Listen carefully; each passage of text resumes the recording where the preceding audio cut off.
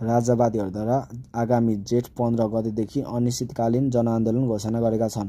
राजसंस्था र सनातन हिन्दू धर्मको माग राख्दै जेठ 15 देखि अनिश्चितकालीन जनआन्दोलन घोषणा गरिसकेका छन्। यस्तै संयुक्त जनआन्दोलनका कार्यवाहक संयोजक डाक्टर जगमान गुरुङले 15 गते गणतन्त्र अन्त्य हुने दाबी समेत गरेका छन्। यसैबीच प्रधानमन्त्री केपी शर्मा ओलीले गणतन्त्र दिवस जनस्तरमा मनाउनु पर्ने र सरकारी कार्यक्रममा मात्रै भर पर्न नहुने बताए। मिति 2081 साल जेठ 2 गते सोमबार सिंहदरबारमा बसेको गणतन्त्र दिवस मूल समारोह समितिको बैठकले जेठ 14, 15 र 16 गते गरी 3 दिन गणतन्त्र दिवस मनाउने गृह मन्त्रालयका सचिव गोकर्णमणि दुवाडीले जानकारी दिएका छन्।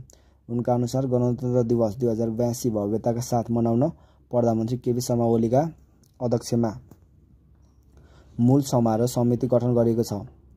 मूल समारोह समितिमा उपप्रधानमन्त्री, मन्त्री, राज्यमन्त्री, काठमाडौँ महानगरपालिकाका प्रमुख, नेपाल सरकारका मुख्य सचिव, प्रधान सेनापति, ललितपुर महानगरपालिकाका प्रमुख, नेपाल सरकारका विशिष्ट श्रेणीका राजपत्राङ्कित अधिकृतहरू, नेपाल प्रहरीका महानिरीक्षक, सशस्त्र प्रहरीका महानिरीक्षक, राष्ट्रिय अनुसन्धान विभागका मुख्य अनुसन्धान निर्देशक, काठमाडौँ उपत्यका नगरपालिकाका प्रमुखहरू, सदस्य र गृह मन्त्रालयका सचिव, सदस्य सचिव रहनेछन्।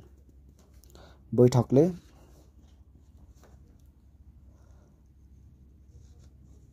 चौध गते गणतन्त्र दिवस केन्द्रित विशेष संवाद, परिसंवाद, रेडियो नाटक लगायतका जनचेतनामूलक कार्यक्रम गर्ने र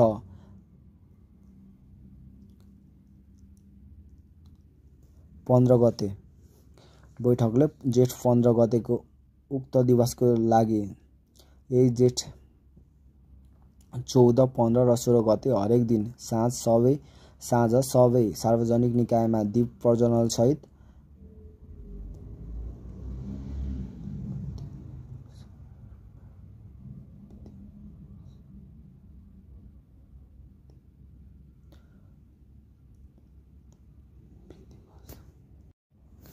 बैठकले जेठ 15 गतेको उक्त दिवसको लागि यही जेठ 14, 15 र 16 गते हरेक दिन साँझ सबै सार्वजनिक निकायमा दीप प्रज्वलन सहित त्रिदिवसीय रूपमा मनाउन केन्द्र, प्रदेश र स्थानीय तहमा 3 तहकै सरकार र सम्बन्धित निकाय र निजी क्षेत्र सङ्घ संस्थालाई समेटेर तहगत समिति र उपसमितिहरू गठन गरिसकेका छ।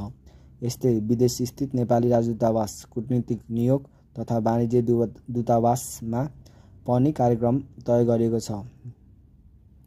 जेठ 15 गतेको मुख्य कार्यक्रम सैनिक मञ्च टुडुखेलमा मूल समारोह समितिको कार्यक्रम हुनेछ। जेठ 14 गते गणतन्त्र दिवस केन्द्रित विशेष संवाद, परिसंवाद, रेडियो नाटक लगायतका जनचेतनामूलक कार्यक्रम गर्ने र जेठ 15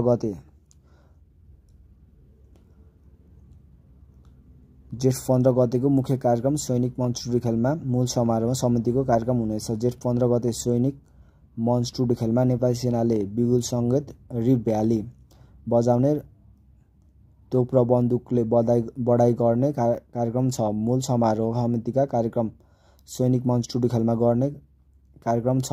यस्तै 16 गते सरकारी निकायका घरका छत, बरण्डामा राष्ट्रिय झण्डा मर्यादापूर्वक राखी सजाउने र दीप प्रज्वलन गर्ने कार्यक्रम तय भएको छ।